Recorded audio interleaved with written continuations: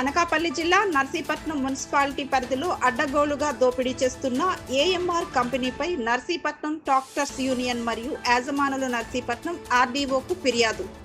ఎంతో కాలం నుండి ట్రాక్టర్ నడుపుతూ జీవనం సాగిస్తున్న మాపై అన్యాయంగా అక్రమంగా తప్పుడు కేసులు బనాయిస్తున్న ఏఎంఆర్ సంస్థపై చర్యలు తీసుకోమని ఆర్డీఓ వివి రమణకు ట్రాక్టర్ యజమానులు ఫిర్యాదులు బట్టబయలు.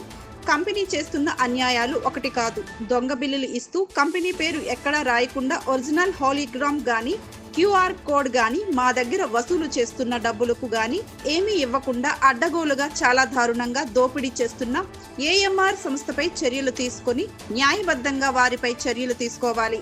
కష్టపడుతున్న ట్రాక్టర్ యజమానులకు న్యాయం చేయవలసిందిగా కోరుచున్నాము అని ట్రాక్టర్ యజమానులు చెబుతున్నారు.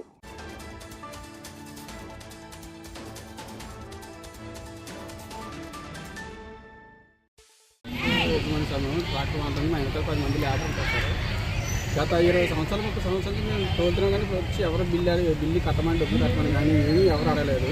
ఇప్పుడు ఏంటంటే ఏఎంఆర్ సంస్థ అని చెప్పేసి వచ్చారండి. వాటికి వాళ్ళు ప్రూఫ్ అయితే మాకు చూపించలేదండి. చూపించకుండా డూప్లికేట్ బిల్ ఇచ్చి డూప్లికేట్ బిల్ చూపించి దాన్ని డబ్బు కట్టమన్నారు.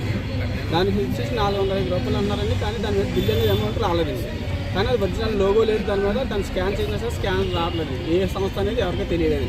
ఇలాగ మేము అలాగే లేబర్ మా బండి మీద లేబర్ పనిచేసి తవ్వే లేబర్ వీళ్ళందరూ కలిపి నేను వాళ్ళు అడిగితే దౌర్జన్యంగా కట్టరా కేసు పెట్టమంటారని చెప్పేసి వాళ్ళు మా మీద దౌర్జన్యంగా వీడియో తీరు ప్రతి మనిషి కూడా చెప్పడం ఇవి చేశారండి. మేము ప్రతి వారం లేబర్కి అనేది ఈ డబ్బులతోటే వారం పేమెంట్ చేసుకొని ఇంటి జీవనోపాధి చేయడం జరుగుతుందండి. దాన్ని మీరు ఏం చేశారంటే మీరు కట్టకపోతే కుదరదు, బళ్ళకి అర్థం కాదు బల్లి దగ్గరికి వచ్చి పనిచేసే వాళ్ళ మీద కలపడం ఇవన్నీ చేశారండి. దానికి ఏంటంటే మాకు పరిష్కారం అనేది నిన్న పోలీస్ స్టేషన్కి వెళ్ళామండి. పోలీస్ స్టేషన్లో కంప్లైంట్ ఒకటి ఇచ్చామండి. తర్వాత ఇవాళ ఆర్డీ ఆఫీస్కి వచ్చి ఆర్డీ ఆఫీస్లో ఒక కంప్లైంట్ ఇచ్చాం సార్. దాన్ని ఏదేమైనా సరే మాకు అతి త్వరలో దానిపైన స్పందన తీసుకొని ఇటువంటి పనిచేసే కార్మికులందరికీ న్యాయం చేయాలని కోరుకుంటున్నాం. ఇది ఎప్పటి నుంచి స్టార్ట్ అయిందండి? కొన్ని కట్టామండి. కొన్ని కడితే ఇంటికి వాళ్ళు కస్టమర్లు ఉంటారు కానీ వేయించుకుంటారు కానీ మెటీరియల్ వాళ్ళు బిల్లు అడిగారండి. బిల్లు అడిగితే వాళ్ళు ఆఫీసులో ఉంటారు కానీ ఆఫీసులో ఉంటే మీరు డూప్లికేట్ బిల్లు తెచ్చి మమ్మల్ని డబ్బులు అడుగుతున్నారు అని చెప్పేసి మమ్మల్ని అడిగారండి. వాళ్ళు అడిగితే మేము ఇలాగ అడిగామండి. వాళ్ళు అడిగితే ఏ బిల్లు మేము వస్తే తాళని లేదు బళ్ళు తాళొద్దు అని చెప్పేసి చెప్పారండి. మమ్మల్ని కస్టమర్ బిల్లు చూపించాలి కానీ ఒరిజినల్ లోగో రావాలా, స్కాన్ రావాలి, ఏమీ రాలేదండి. ఆ కస్టమర్ ఆఫీస్ రండి. ఆయన ఆఫీస్ రావడం వల్ల ఆయన మా మీద తిరగబడి డబ్బులు ఇవ్వడం మానేసారండి. మేము వేసిన మెటీరియల్ కూడా ఇవ్వలేదండి. అందుకని మేము బిల్లు ఒరిజినల్ బిల్లు ఇస్తే మేము వస్తాం, లేదంటే డబ్బులు కట్టమని చెప్పేసి మేము అంటున్నామండి. ఈ కుటుంబాలు జీవనోపాధి చేస్తున్నారు. అంటే అక్కడ తవ్వి వాళ్ళు ఒక 20 మంది కుటుంబాలు, ఇక్కడ బండి మీద పనిచేసే వాళ్ళు ఒక 20 మంది కుటుంబాలు, మొత్తం 4 మంది కుటుంబాలు పనిచేస్తున్నారు.